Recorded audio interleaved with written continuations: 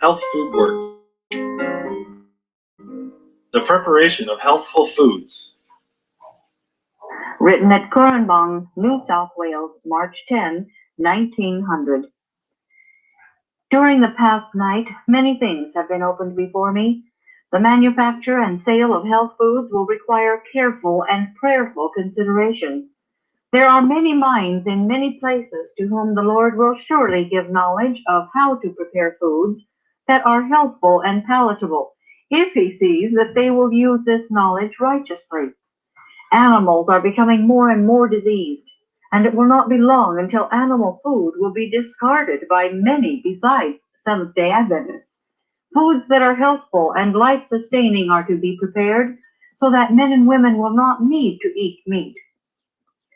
The Lord will teach many in all parts of the world to combine fruits, grains, and vegetables into foods that will sustain life and will not bring disease.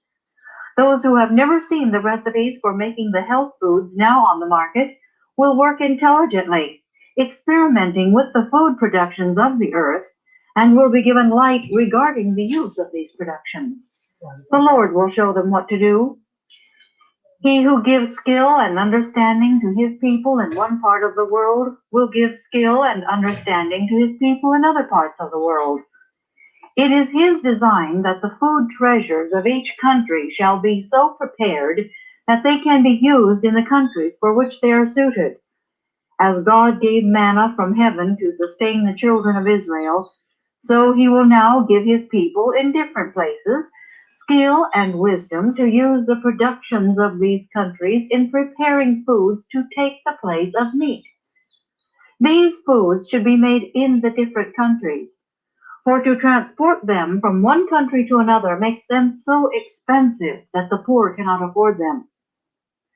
It will never pay to depend upon America for the supply of health foods for other countries. Great difficulty will be found in handling the imported goods without financial loss. All who handle the health foods are to work unselfishly for the benefit of their fellow men. Unless men allow the Lord to guide their minds, untold difficulties will arise as different ones engage in this work. When the Lord gives one skill and understanding, let that one remember that this wisdom was not given for his benefit only, but that with it he might help others. Knowledge to be imparted to others. No man is to think that he is the possessor of all knowledge regarding the preparation of health foods, or that he has the sole right to use the Lord's treasures of earth and tree in this work. No man is to feel free to use according to his own pleasure the knowledge God has given him on this subject. Freely ye have received, freely give. Matthew 10:8. It is our wisdom to prepare simple, inexpensive, healthful foods. Many of our people are poor, and healthful foods are to be provided that can be supplied at prices that the poor can afford to pay. It is the Lord's design that the poorest people in every place shall be supplied with inexpensive, healthful foods. In many places, industries for the manufacture of these foods are to be established. That which is a blessing to the work in one place will be a blessing in another place where money is very much harder to obtain. God is working in behalf of his people. He does not desire them to be without resources. He is bringing them back to the diet originally given to man. Their diet is to consist of the foods made from the materials he has provided. The materials principally used in these foods will be fruits and grains and nuts, but various roots will also be used. The profits on these foods are to come principally from the world, rather than from the Lord's people. God's people have to sustain his work. They have to enter new fields and establish churches. On them rest the burdens of many missionary enterprises. No unnecessary burdens are to be placed upon them. To his people, God is a present help in every time of need. Great care should be exercised by those who prepare recipes for our health journals. Some of the specially prepared foods now being made can be improved, and our plans regarding their use will have to be modified. Some have used the nut preparations too freely. Many have written to me, "I cannot use the nut foods. What shall I use in the place of meat?" One night I seemed to be standing before a company of people, telling them that nuts are used too freely in their preparation of foods, that the system cannot take care of them when used as in some of the recipes given, and that if used more sparingly, the results would be more satisfactory. The value of fresh fruits. The Lord desires those living in countries where fresh fruit can be obtained during a large part of the year to awake to the blessing they have in this fruit. The more we depend upon the fresh fruit just as it is plucked from the tree, the greater will be the blessing. Some, after adopting a vegetarian diet, return to the use of flesh meat. This is foolish indeed, and reveals a lack of knowledge of how to provide proper food in the place of meat. Cooking schools, conducted by wise instructors, are to be held in America and in other lands. Everything that we can do should be done to show the people the value of the reformed diet. There is danger that our restaurants will be conducted in such a way that our helpers will work very hard day after day and week after week, and yet not be able to point to any good accomplished. This matter needs careful consideration. We have no right to bind our young people up in a work that yields no fruit to the glory of God. There is danger that the restaurant work, though regarded as a wonderfully successful way of doing good, will be so conducted that it will promote merely the physical well-being of those whom it serves. A work may apparently bear the features of supreme excellence, but it is not good in God's sight unless it is performed with an earnest desire to do His will and fulfill His purpose. If God is not recognized as the author and end of our actions, they are weighed in the balances of the sanctuary and found wanting.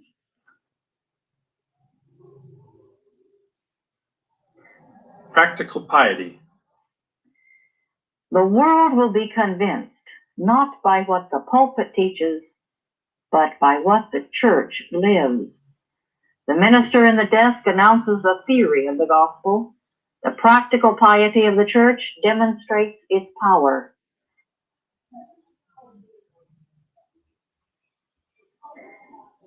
Educate the people. St. Helena, California, August 20, 1902. Wherever the truth is proclaimed, instruction should be given in the preparation of healthful foods. God desires that in every place the people shall be taught to use wisely the products that can be easily obtained. Skillful teachers should show the people how to utilize to the very best advantage the products that they can raise or secure in their section of the country. Thus, the poor, as well as those in better circumstances, can learn to live healthfully. From the beginning of the health reform work, we have found it necessary to educate, educate, educate. God desires us to continue this work of educating the people. We are not to neglect it because of the effect we may fear it will have on the sales of the health foods prepared in our factories. That is not the most important matter. Our work is to show the people how they can obtain and prepare the most wholesome food, how they can cooperate with God in restoring His moral image in themselves. Our workers should exercise their ingenuity in the preparation of healthful foods. None are to pry into Dr. Kellogg's secrets, but all should understand that the Lord is teaching many minds in many places to make healthful foods. There are many products which, if properly prepared and combined, can be made into foods that will be a blessing to those who cannot afford to purchase the more expensive, specially prepared health foods.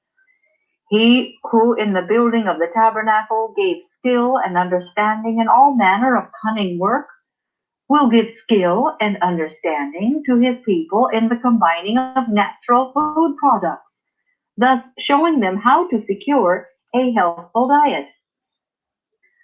Knowledge in regard to the preparation of healthful foods is God's property and has been communicated to man in order that he may communicate it to his fellow men. In saying this, I do not refer to the special preparations that it has taken Dr. Kellogg and others long study and much expense to perfect. I refer especially to the simple preparations that all can make for themselves, instruction in regard to which should be given freely to those who desire to live healthfully, and especially to the poor. It is the Lord's design that in every place men and women shall be encouraged to develop their talents by preparing healthful foods from the natural products of their own section of the country. If they look to God, exercising their skill and ingenuity under the guidance of His Spirit, they will learn how to prepare natural products into healthful foods. Thus, they will be able to teach the poor how to provide themselves with foods that will take the place of flesh meat. Those thus helped can in turn instruct others. Such a work will yet be done with consecrated zeal and energy. If it had been done before, there would today be many more people in the truth, and many more who could give instruction. Let us learn what our duty is, and then do it. We are not to be dependent and helpless, waiting for others to do the work that God has committed to us. The selection of foods. In the use of foods, we should exercise good, sound, common sense. When we find that a certain food does not agree with us, we need not write letters of inquiry to learn the cause of the disturbance. Change the diet. Use less of some foods. Try other preparations. Soon we shall know the effect that certain combinations have on us. As intelligent human beings, let us individually study the principles and use our experience and judgment in deciding what foods are best for us. The foods used should be suited to the occupation in which we are engaged and the climate in which we live. Some foods that are suitable in one country will not do in another. There are some who would be benefited more by abstinence from food for a day or two every week than by any amount of treatment or medical advice. To fast one day a week would be of incalculable benefit to them. The use of nut foods. I have been instructed that the nut foods are often used unwisely, that too large a proportion of nuts is used, that some nuts are not as wholesome as others. Almonds are preferable to peanuts, but peanuts in limited quantities may be used in connection with grains to make nourishing and digestible food. Olives may be so prepared as to be eaten with good results at every meal. The advantages sought by the use of butter may be obtained by the eating of properly prepared olives. The oil in the olives relieves constipation, and for consumptives and for those who have inflamed, irritated stomachs, it is better than any drug. As food, it is better than any oil coming second-hand from animals. It would be well for us to do less cooking and to eat more fruit in its natural state. Let us teach the people to eat freely of the fresh grapes, apples, peaches, pears, berries, and all other kinds of fruit that can be obtained. Let these be prepared for winter use by canning, using glass as far as possible instead of tin. Concerning flesh meat, we should educate the people to let it alone. Its use is contrary to the best development of the physical, mental, and moral powers. And we should bear a clear testimony against the use of tea and coffee. It is also well to discard rich desserts. Milk, eggs, and butter should not be classed with flesh meat. In some cases, the use of eggs is beneficial. The time has not come yet to say that the use of milk and eggs should be wholly discarded. There are poor families whose diet consists largely of bread and milk. They have little fruit and cannot afford to purchase the nut foods. In teaching health reform, as in all other gospel work, we are to meet the people where they are.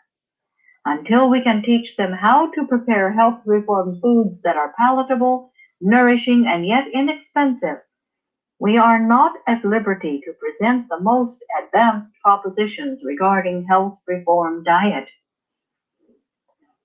Let reform be progressive. Let the diet reform be progressive. Let the people be taught how to prepare food without the use of milk or butter. Tell them that the time will soon come when there will be no safety in using eggs, milk, cream, or butter, because disease in animals is increasing in proportion to the increase of wickedness among men. The time is near when, because of the iniquity of the fallen race, the whole animal creation will groan under the diseases that curse our earth. God will give his people ability and tact to prepare wholesome food without these things. Let our people discard all unwholesome recipes. Let them learn how to live healthfully, teaching to others what they have learned. Let them impart this knowledge as they would Bible instruction. Let them teach the people to preserve the health and increase the strength by avoiding the large amount of cooking that has filled the world with chronic invalids. By precept and example, make it plain that the food which God gave Adam in his sinless state is the best for man's use as he seeks to regain that sinless state. Teach with wisdom. Those who teach the principles of health reform should be intelligent in regard to disease and its causes, understanding that every action of the human agent should be in perfect harmony with the laws of life. The light God has given on health reform is for our salvation and the salvation of the world. Men and women should be informed in regard to the human habitation fitted up by our Creator as his dwelling place, and over which he desires us to be faithful stewards. For ye are the temple of the living God. As God has said, I will dwell in them and walk in them, and I will be their God, and they shall be my people. 2 Corinthians 6, verse 16. Hold up the principles of health reform, and let the Lord lead the honest in heart. Present the principles of temperance in their most attractive form. Circulate the books that give instruction in regard to healthful living. The people are in sad need of the light shining from the pages of our health books and journals. God desires to use these books and journals as mediums through which flashes of light shall arrest the attention of the people and cause them to heed the warning of the message of the third angel. Our health journals are instrumentalities in the field to do a special work in disseminating the light that the inhabitants of the world must have in this day of God's preparation. They wield an untold influence in the interests of health and temperance and social purity reform, and will accomplish great good in presenting these subjects in a proper manner and in their true light to the people. The Lord has been sending us line upon line, and if we reject these principles, we are not rejecting the messenger who teaches them, but the one who has given us the principles. Be light bearers. Reform, continual reform, must be kept before the people, and by our example we must enforce our teaching. True religion and the laws of health go hand in hand. It is impossible to work for the salvation of men and women without presenting to them the need of breaking away from sinful gratifications, which destroy the health, debase the soul, and prevent divine truth from impressing the mind. Men and women must be taught to take a careful view of every habit and every practice, and at once put away those things that cause an unhealthy condition of the body, and thus cast a dark shadow over the mind. God desires his light bearers ever to keep a high standard before them. By precept and example, they must hold their perfect standard high above Satan's false standard, which, if followed, will lead to misery, degradation, disease, and death for both body and soul. Let those who have obtained a knowledge of how to eat and drink and dress, so as to preserve health, impart this knowledge to others. Let the poor have the gospel of health preached unto them from a practical point of view, that they may know how to care properly for the body, which is the temple of the Holy Spirit.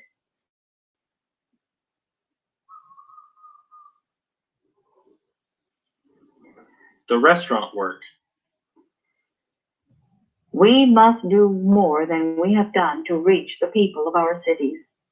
We are not to erect large buildings in the cities, but over and over again the light has been given me that we should establish in all our cities small plants which shall be centers of influence. The Lord has a message for our cities, and this message we are to proclaim in our camp meetings and by other public efforts, and also through our publications. In addition to this, hygienic restaurants are to be established in the cities, and by them the message of temperance is to be proclaimed. Arrangements should be made to hold meetings in connection with our restaurants. Whenever possible, let a room be provided where the patrons can be invited to lectures on the science of health and Christian temperance, where they can receive instruction on the preparation of wholesome food and on other important subjects. In these meetings, there should be prayer and singing and talks, not only on health and temperance topics, but also on other appropriate Bible subjects. As the people are taught how to preserve physical health, many opportunities will be found to sow the seeds of the gospel of the kingdom.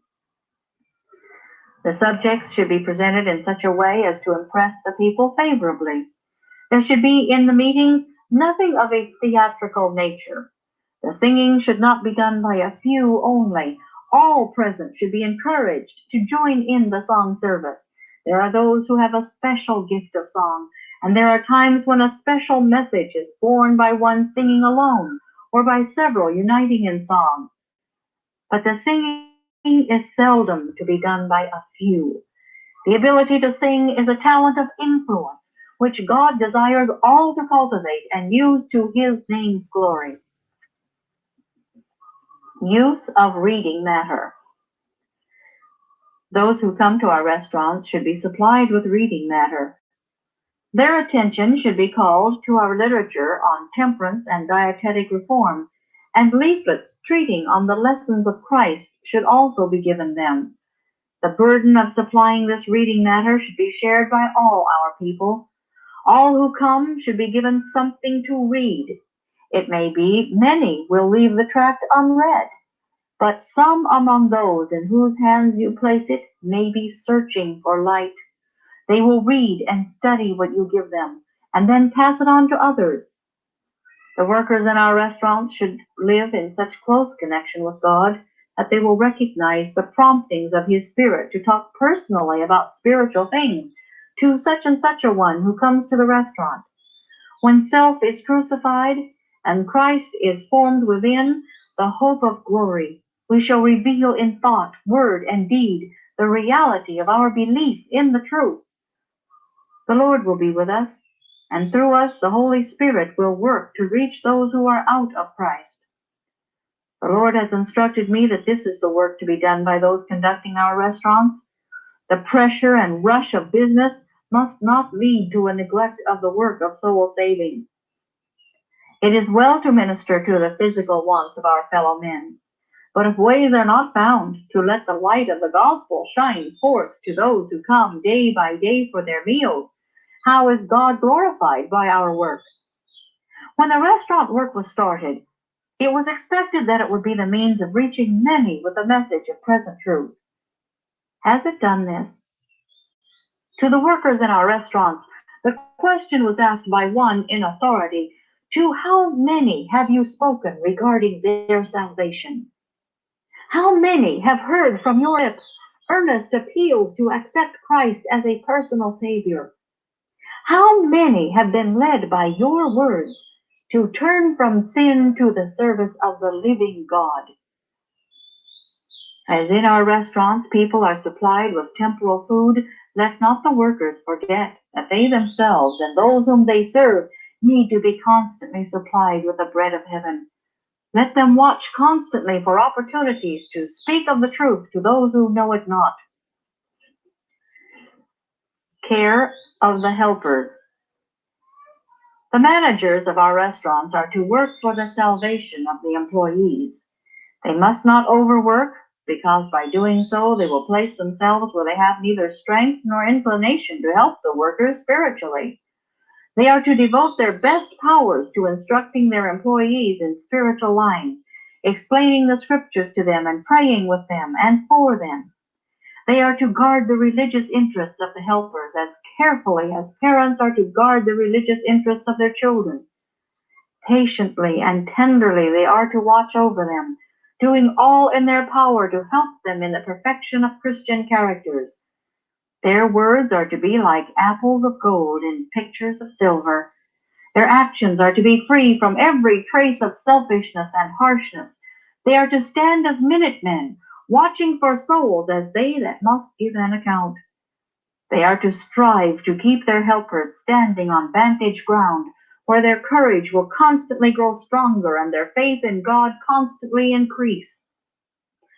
Unless our restaurants are conducted in this way, it will be necessary to warn our people against sending their children to them as workers.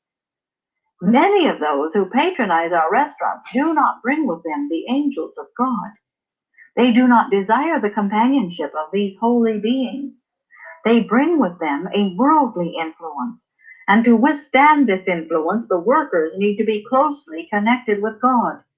The managers of our restaurants must do more to save the young people in their employ. They must put forth greater efforts to keep them alive spiritually, so that their young minds will not be swayed by the worldly spirit with which they are constantly brought in contact. The girls and the young women in our restaurants need a shepherd. Every one of them needs to be sheltered by home influences. There is danger that the youth, entering our institutions as believers and desiring to help in the cause of God, will become weary and disheartened, losing their zeal and courage and growing cold and indifferent. We cannot crowd these youth into small, dark rooms and deprive them of the privileges of home life, and then expect them to have a wholesome religious experience.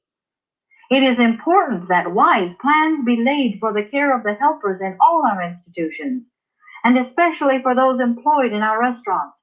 Good helpers should be secured, and every advantage should be provided that will aid them to grow in grace and in the knowledge of Christ. They are not to be left to the mercy of haphazard circumstances, with no regular time for prayer and no time at all for Bible study. When left thus, they become heedless and careless, indifferent to eternal realities. With every restaurant, there should be connected a man and his wife who can act as guardians of the helpers, a man and woman who love the Savior and the souls for whom he died, and who keep the way of the Lord. The young women should be under the care of a wise, judicious matron, a woman who is thoroughly converted, who will carefully guard the workers, especially the younger ones. The workers are to feel that they have a home. They are God's helping hand, and they are to be treated as carefully and tenderly as Christ declared that the little child whom he set in the midst of his disciples was to be treated.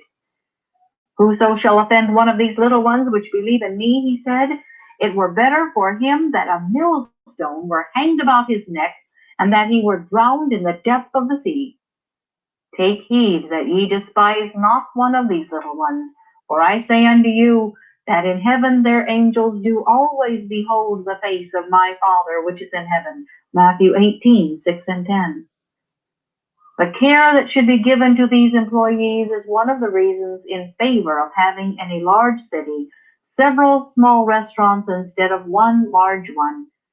But this is not the only reason why it will be best to establish several small restaurants in different parts of our large cities.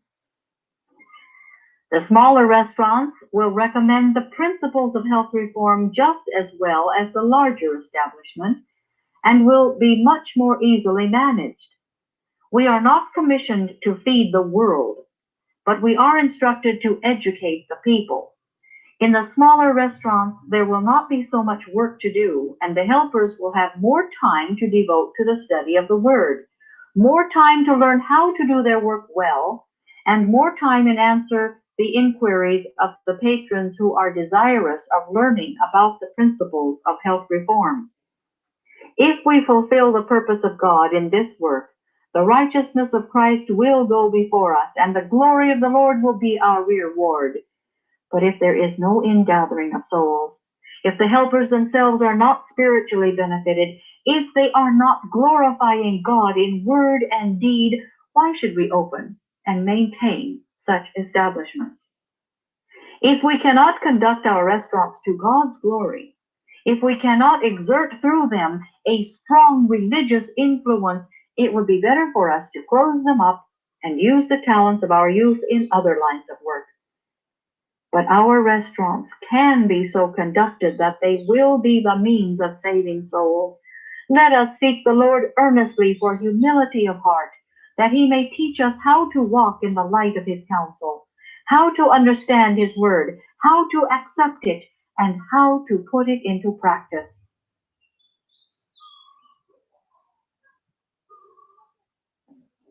Teach children to cook. Do not neglect to teach your children how to cook. In so doing, you impart to them principles which they must have in their religious education. In giving your children lessons in physiology and teaching them how to cook with simplicity and yet with skill, you are laying the foundation for the most useful branches of education. Skill is required to make good, light bread. There is religion in good cooking, and I question the religion of that class who are too ignorant and too careless to learn how to cook.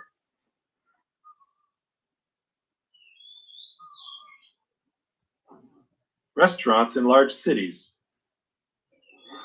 While in New York in the winter of 1901, I received light in regard to the work in that great city. Night after night, the course of our great brethren should pursue passed before me. In greater New York, the message is to go forth as a lamp that burneth. God will raise up laborers for this work, and his angels will go before them.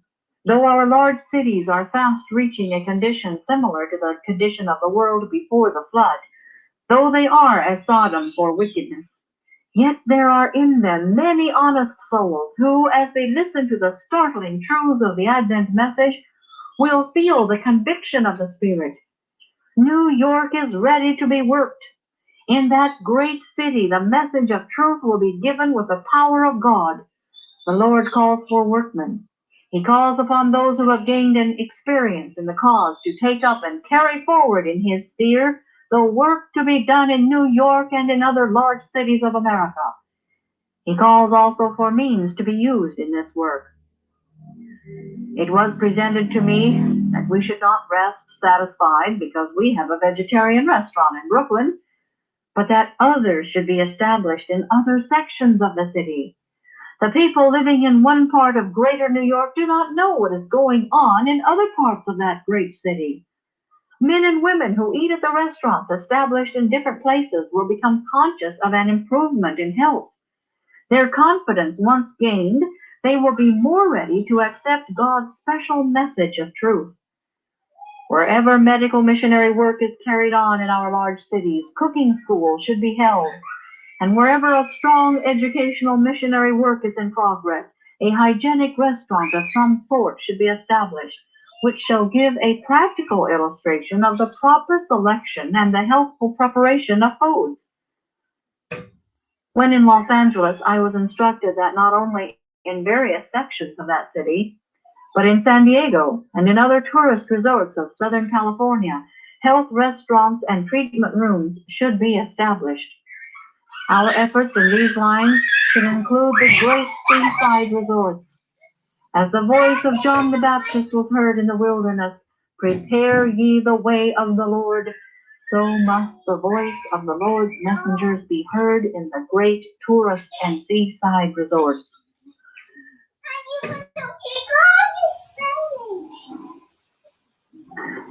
Restaurants and treatment rooms. I have been given light that in many cities it is advisable for a restaurant to be connected with treatment rooms. The two can cooperate in upholding right principles. In connection with these, it is sometimes advisable to have rooms that will serve as lodgings for the sick. These establishments will serve as feeders to the sanitariums located in the country and would better be conducted in rented buildings.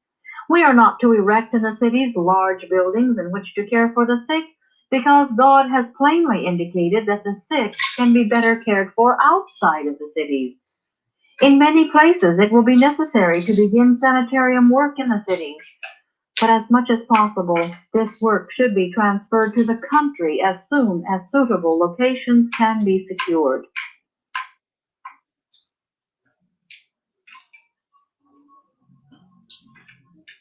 Closing on the Sabbath. The question has been asked, should our restaurants be opened on the Sabbath?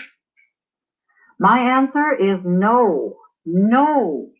The observance of the Sabbath is our witness to God, the mark or sign between Him and us that we are His people.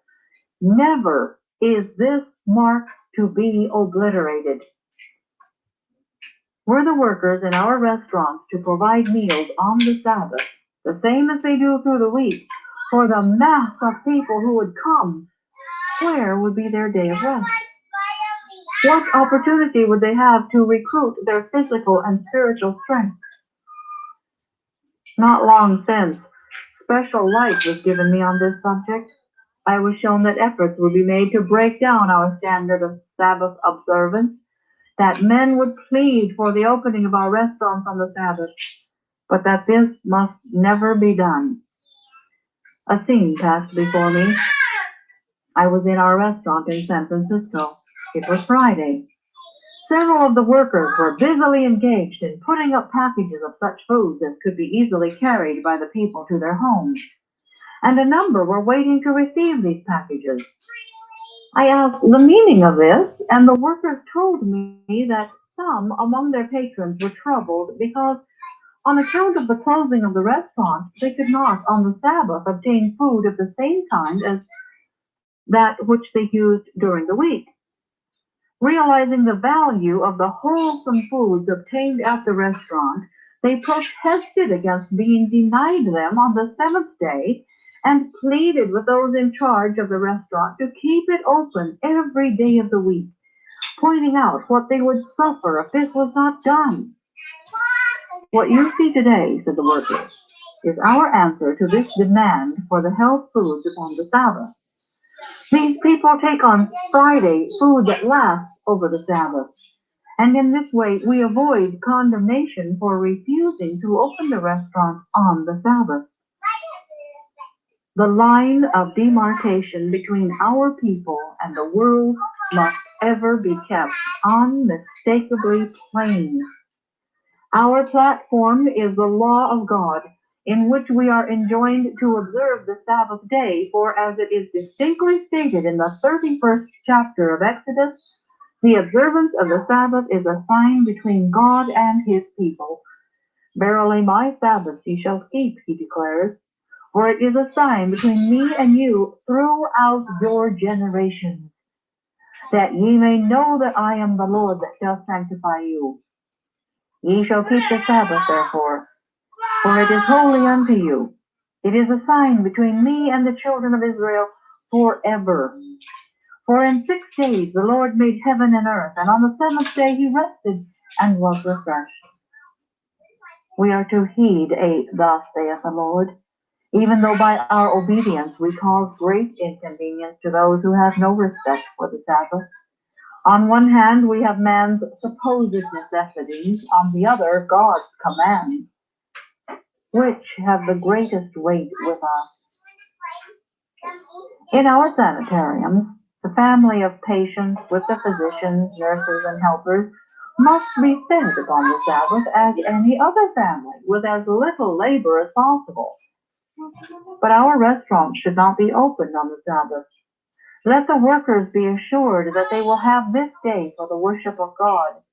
The closed doors on the Sabbath stamp the restaurant as a memorial for God, a memorial which declares that the seventh day is the Sabbath, and that on it no unnecessary work is to be done. I have been instructed that one of the principal reasons why hygienic restaurants and treatment rooms should be established in the centers of large cities is that by this means the attention of leading men will be called to the third angel's message. Noticing that these restaurants are conducted in a way altogether different from the way in which ordinary restaurants are conducted, men of intelligence will begin to inquire into the reasons for the difference in business methods and will investigate the principles that lead us to serve superior food. Thus they will be led to a knowledge of the message for this time. When thinking men find that our restaurants are closed on the Sabbath, they will make inquiries in regard to the principles that lead us to close our doors on Saturday. In answering their questions, we shall have opportunity to acquaint them with the reasons for our faith. We can give them copies of our periodicals and tracts, so that they may be able to understand the difference between him that serveth God and him that serveth him not. Not all our people are as particular as they should be in regard to Sabbath observance. May God help them to reform. It becomes the head of every family to plant his feet firmly on the platform of obedience.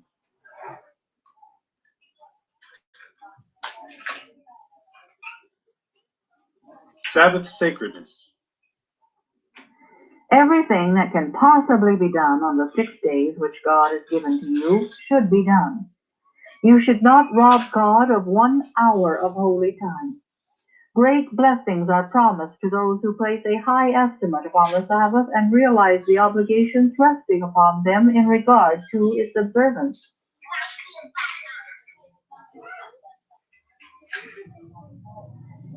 Health foods in all lands. The Lord has instructed me to say that he has not confined to a few persons all the light there is to be received in regard to the best preparations of health foods. God is the author of all wisdom, all intelligence, all talent. He will magnify his name by giving to many minds wisdom in the preparation of health foods.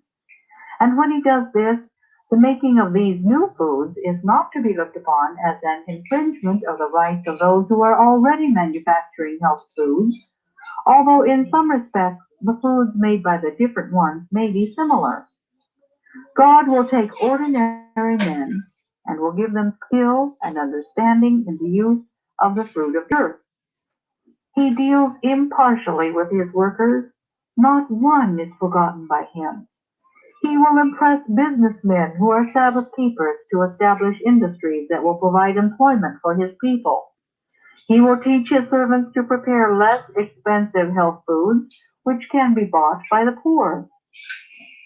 In all our plans, we should remember that the healthful food is the property of God, and that it is not to be made a financial speculation for personal gain.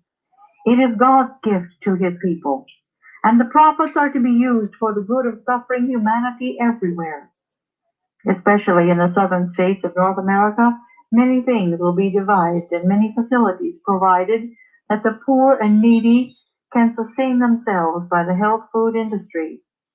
Under teachers who are laboring for the salvation of their souls, they will be taught how to cultivate and prepare for food those things that grow most readily in their locality.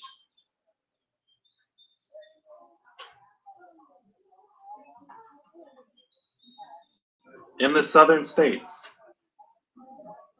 I have a message to bear in regard to the southern field. We have a great work to do in this field. Its condition is a condemnation of our professed Christianity. Look at its destitution of ministers, teachers, and medical missionaries. Consider the ignorance, the poverty, the misery, the distress of many of the people. And yet this field lies close at our doors. How selfish, how inattentive we have been to our neighbors. We have heartlessly passed them by, doing little to relieve their sufferings. If the Gospel Commission had been studied and obeyed by our people, the South would have received its proportionate share of the ministry. If those who have received the light had walked in the light, they would have realized that upon them rested the responsibility responsibility of cultivating this long neglected portion of the vineyard. God is calling upon his people to give him of the means that he has entrusted to them, in order that institutions may be established in the destitute fields that are ripe for the harvest. He calls upon those who have money in the banks to put it into circulation. By giving of our substance to sustain God's work, we show in a practical manner that we love him supremely and our neighbor as ourselves. Let schools and sanitariums now be established in many places in the southern states. Let centers of influence be made in many of the southern cities by opening of food stores and vegetarian restaurants. Let there also be facilities for the manufacture of simple, inexpensive health foods. But let not selfish, worldly policy be brought into the work, for God forbids this. Let unselfish men take hold of this work in the fear of God and with love for their fellow men. The light given me is that in the southern field, as elsewhere, the manufacture of health foods should be conducted not as a speculation for personal gain, but as a business that God has devised, whereby a door of hope may be opened for the people. In the South, special consideration should be shown to the poor, who have been terribly neglected. Men of ability and economy are to be chosen to take up the food work, for in order to make it a success, the greatest wisdom and economy must be exercised. God desires his people to do acceptable service in the preparation of healthful food, not only for their own families, which are their first responsibility, but for the help of the poor everywhere. They are to show Christ-like liberality, realizing that they are representing God and that all they have is his endowment. Brethren, take hold of this work. Give no place to discouragement. Do not criticize those who are trying to do something in right lines, but go to work yourselves. In connection with the health food business, various industries may be established that will be a help to the cause in the southern field. All that men as missionaries for God can do for this field should now be done, for if ever a field needed medical missionary work, it is the South. During the time that has passed into eternity, many should have been in the South, laboring together with God by doing personal work and by giving of their means to sustain themselves and other workers in that field.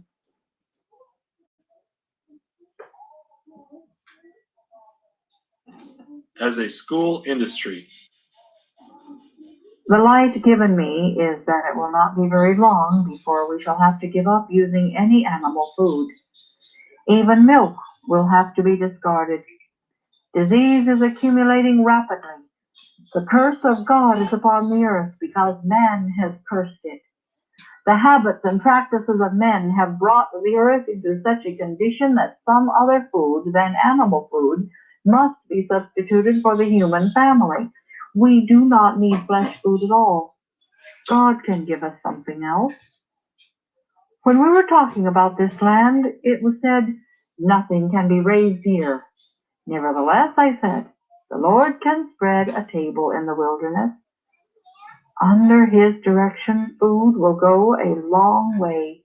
When we place ourselves in right relation to him, he will help us, and the food we eat in obedience to him will satisfy us.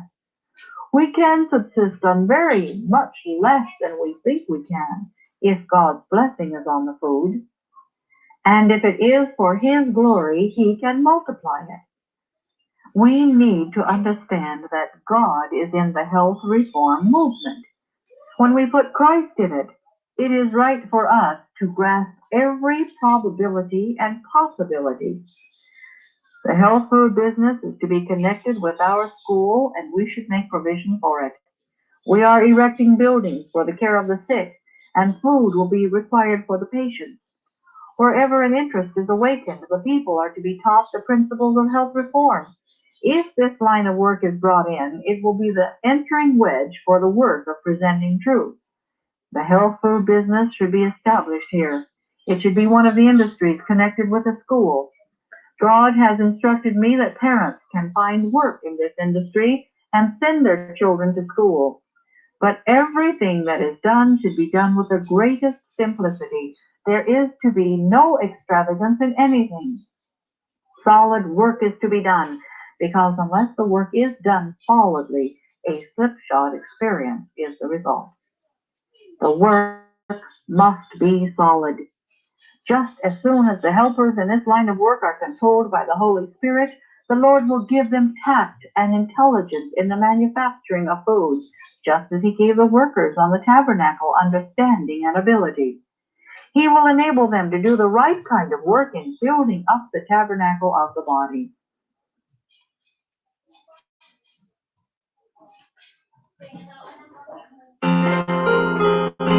Section 11. Medical missionary work.